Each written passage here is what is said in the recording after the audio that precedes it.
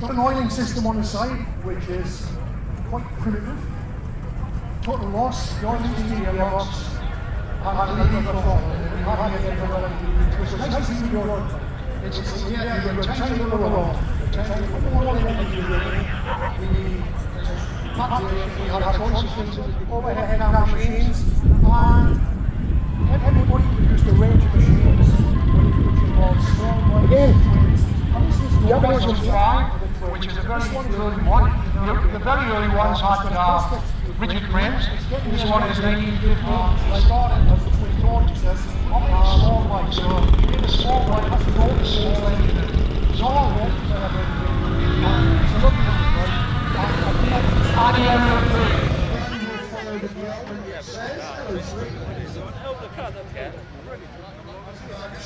The fire plug on there. That is escape ladder. We've got the ambiguous green dots, of course. Petrol engine.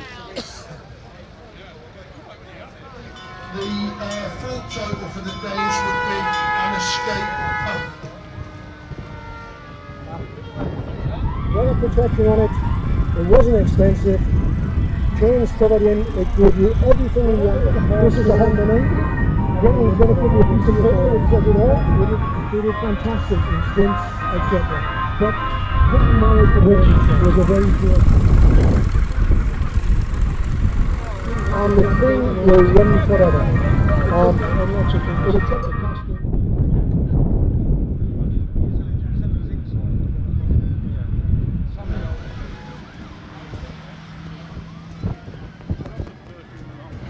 And it was one specially designed and commissioned by Kurt Johansson.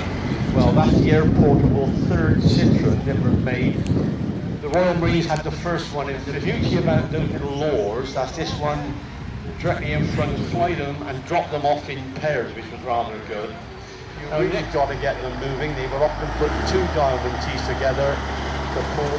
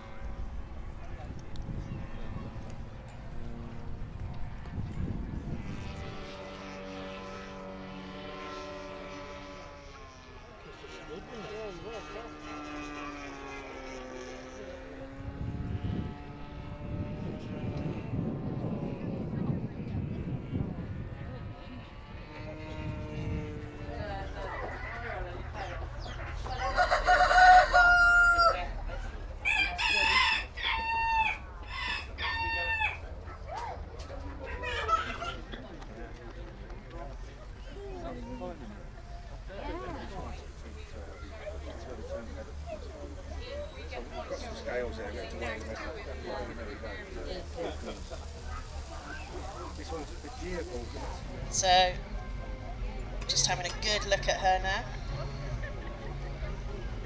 Thank you very much. Somewhere she's got Polly. And hence they got their name, and they've been tanks ever since. There we are, another man on board.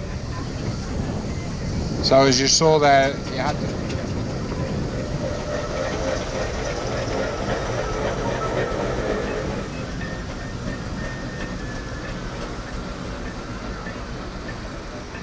We're sitting here waiting for a customer. How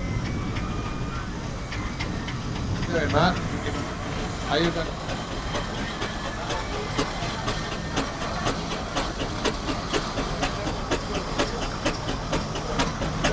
Borrow that sheet, I don't know whose it is, but chuck that on the back for them to sit on. It's only coal, it all washes off at the end of the day, so don't worry about getting dirty. It's a great privilege to ride on an engine and get dirty. Well, we've got foremost coming around now. This beautiful big Fowler road loco. Now that's a proper big heavy haulage engine, if you like. Obviously physically bigger than the other road locos we've talked about. And it was new to Charles Openshaw, whose name it carries on the canopy. And they were haulage contractors. They specialised in moving furniture amongst other things. And you might wonder, why is it so beautifully decorated with all that gold leaf? Well, Openshaw's had another business which was buying engines like that and converting them to showman's engines, fitting them with a dynamo, twisted brass, full-length canopy and so on, and selling them to showmen. So it's often felt that the idea was that they would have this engine in their fleet to show people the sort of standard of painting and decorating they could do. Anyway, they didn't have the engine very long before it went to France, where it remained for many, many years. And Richard Wilcox, who's been a great collector of engines for many years, found it and eventually was able to repatriate it. And then Joe Walker and family from Derbyshire bought it, and they had pictures of the engine from when it was new. And so they decided they would restore it to the original condition. And that's how you see it today. So very beautifully done. So there's a good example of an engine, I say, beautifully painted with gold leaf. And all those lines, yeah, leave it here. If there's anything valuable, let me know, and then I can slide off with it. Say the gold leaf, tremendous decoration on it. Gold leaf in itself is quite an interesting process. Basically it is, as its name suggests, actually gold, proper gold that's put on there, and the gold leaf comes in a book stuck on a wax page, and you paint the engine or the article with gold size, which is a sort of glue. And the big Marshall again, lovely engine, as I say, belonged to John Plaister for many years until he died only this year earlier, one of the real pioneers of the movement, and now passed on to Clive Brown. You'll notice if you look at that engine, that Marshall, it's beautifully painted and lined, but there's very little brass on it. Even the boiler bands are just steel bands painted silver. And this was the way that Marshalls did it. Fowler roller coming round again, Adrian Shipton with that roller. It was new to Skipton County Council up in Yorkshire in the Dales, and then eventually passed to the West Riding. So nice to see it here. And that of course worked alongside Patricia B, one of the other rollers that we saw earlier. Are you taking somebody around, Adrian? You can't hear me.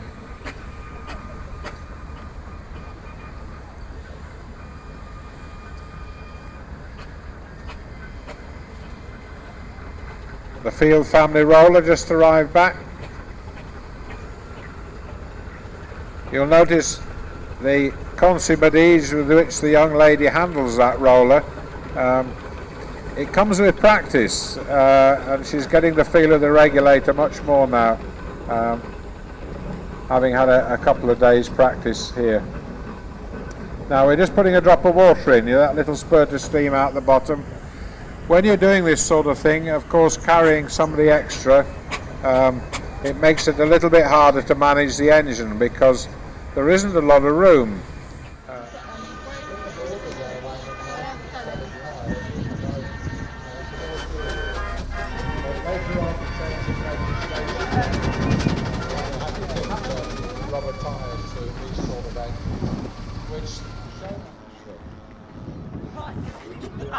All the engines are very individual in terms of how much water they like in the boiler. So as they're wandering around here, a roller like that going round on a field is actually working quite hard because it's doing what it was designed to do. It's rolling the grass. So it's pushing the ground down in front of it. So they tend to work a little bit harder than a wheeled engine as they go round. That's it. Fetch around. As I said earlier, it's something like 40 or 50 turns to full lock, and so she'll be just keeping an eye there to make sure that you've got enough lock on. Now in a moment, yes, they start to wind back because you've got to wind it off as well as wind it on. It's not like a car. If you let go of it, it won't straighten itself up. So you've got to think all the time about where the front rolls or the front wheels are facing to make sure you go in the right direction. So as I say, going back to what I was talking about, you've got to think about the water level in the boiler. Now as you fill the boiler with more cold water, your steam pressure will drop. So you then need to let more air into the fire. You open the damper. You might have to put more coal on to build the steam pressure up. So you've got this balancing act between keeping the steam pressure up, keeping the water up in the boiler, keeping the fire up, but at the same time you don't want too much steam because then you blow off and you waste the water and waste the steam, and of course then you're wasting coal as well. So it's not just a case of if you like, lighting the fire and setting off. You've got to balance all these various little bits as you go along. That's it. Have a good wind on that steering wheel on the Marshall, because you're heading straight for me at the moment, which is always mildly disconcerting, to put it politely. But there we are.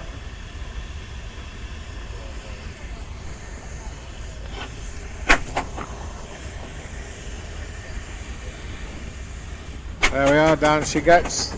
That's something you won't do every day. Now you've got to go home and write that up, and when the teacher asks you what you did in the holidays, you can say you drove a steam engine. That'll get them thinking. You'll notice that engine, Clive's engine, has got rubber tyres on, and those are the tracks off these modern crawler tractors that work on the farms. They have a limited life on the tractors, and when the knobs have worn off the inside, they have to throw them away. But they're very useful for us in the steam world because you can bolt them on the back wheels of the engine just like that, and that's a particularly neat job they've done there, fitting those on.